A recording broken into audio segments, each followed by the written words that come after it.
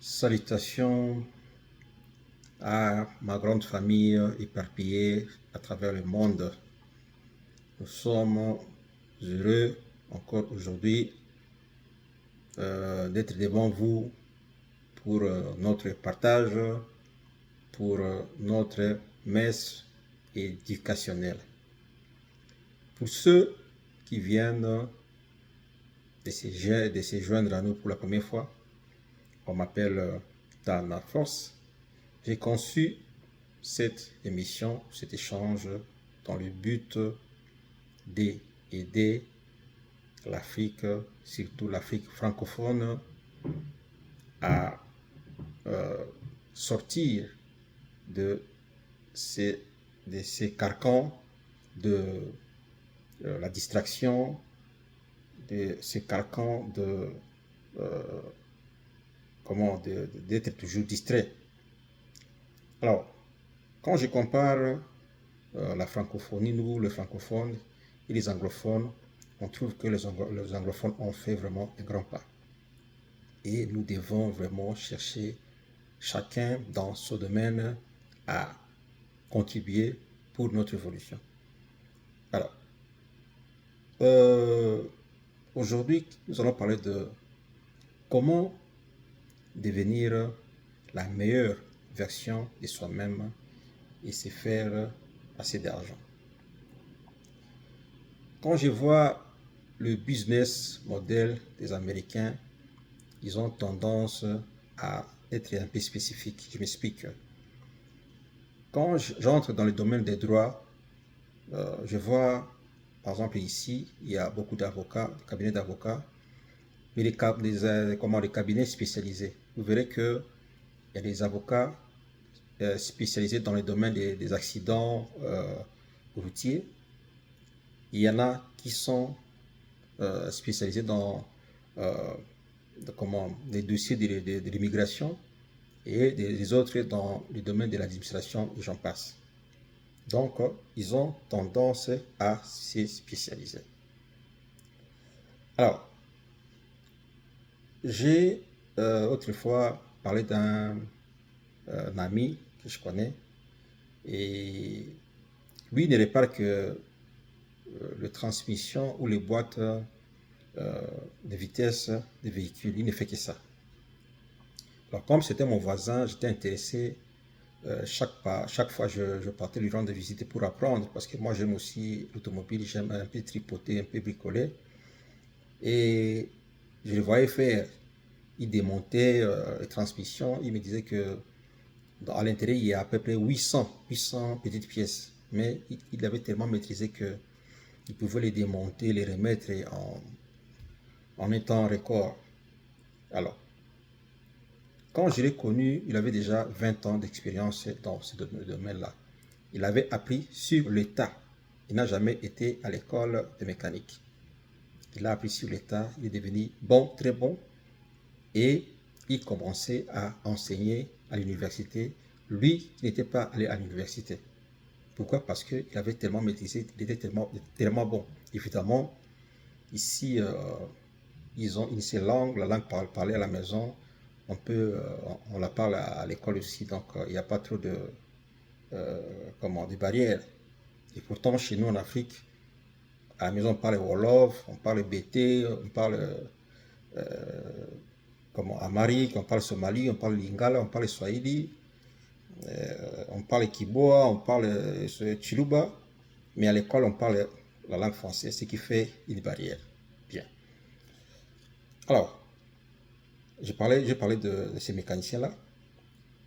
Et aussi, quand je grandissais, j'avais connu un tailleur qui faisait la couture d'âme. Il ne faisait que ça. Et il était très, très, très sollicité. Pourquoi?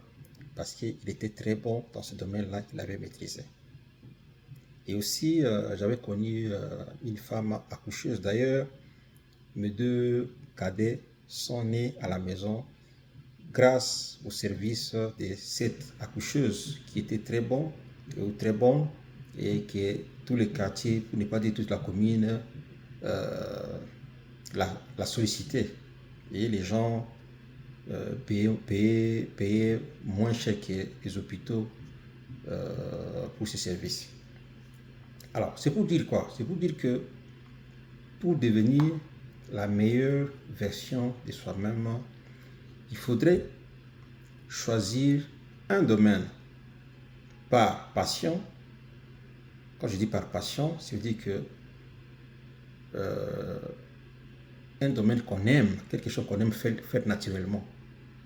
Vous voyez? Quelque chose qu'on aime faire naturellement. On a du plaisir à le faire, même si on n'est pas payé. C'est ça la passion. Donc vous allez choisir un domaine par passion ou par besoin sur le marché. Parce que on peut être passionné dans un domaine, mais si le service n'est pas demandé par le marché, il est difficile de se faire de l'argent. Donc, c'est un peu ça. Et aussi, la mère d'un de mes amis qu'on réunissait, elle ne vendait que de la friperie. Toute sa vie, elle faisait que ça, la friperie. Et là, elle élevait ses enfants dans ça. Donc, elle a maîtrisé, elle sait comment maîtriser. Quand je dis maîtriser ici, dans le domaine que j'ai cité, ou dans d'autres domaines, c'est connaître tous les contours qui, dans les domaines là où vous prestez vos services, ou dans les domaines concernés. Il faut tout maîtriser. Comment on les fait, comment vendre, là il faut acheter, comment revendre, les clients, tout ça. Il faut bien vraiment maîtriser.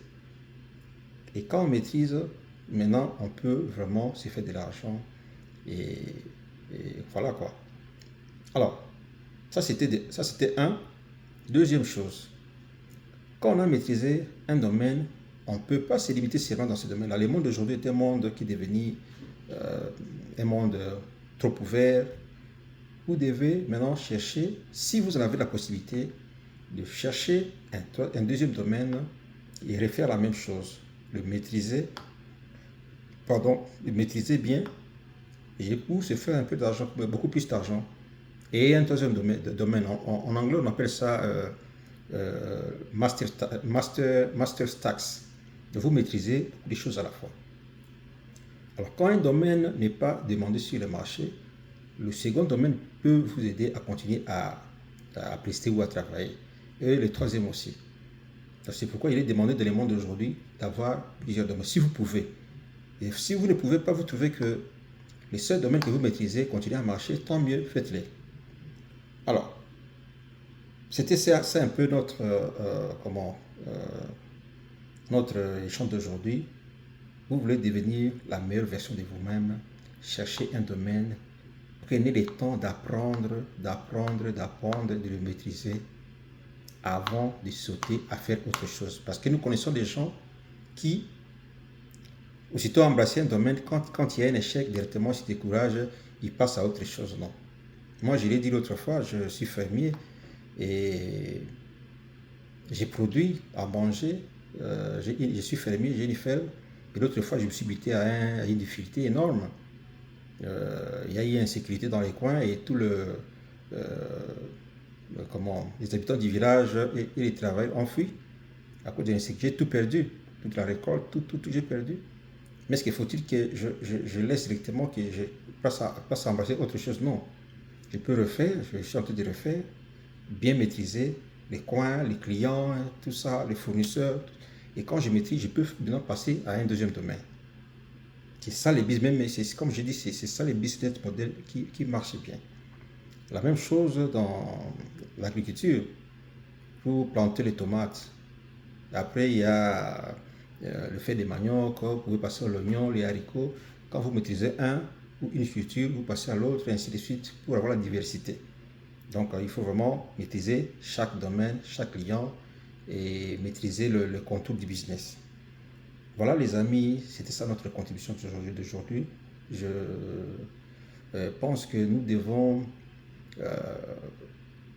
nous adressons surtout à nos jeunes qui ont encore de la vigueur, de l'énergie, de commencer à apprendre tôt ce que nous n'avons pas pu apprendre à leur âge. Nous voulons vraiment sauver surtout notre jeunesse, nos enfants, nos petits-enfants, à commencer à être brave, à commencer à être entrepreneur de bas âge. Et pas seulement que les jeunes, même nous, les adultes, nous devons vraiment changer de paradigme. Il ne faut pas prendre de main laisser, prendre de laisser sans maîtriser. Donc vous sautez du coq à l'âne. Ça, c'est pas une bonne chose. Voilà les amis, c'était notre contribution pour aujourd'hui. Portez-vous bien. Bon début de la semaine. Peace.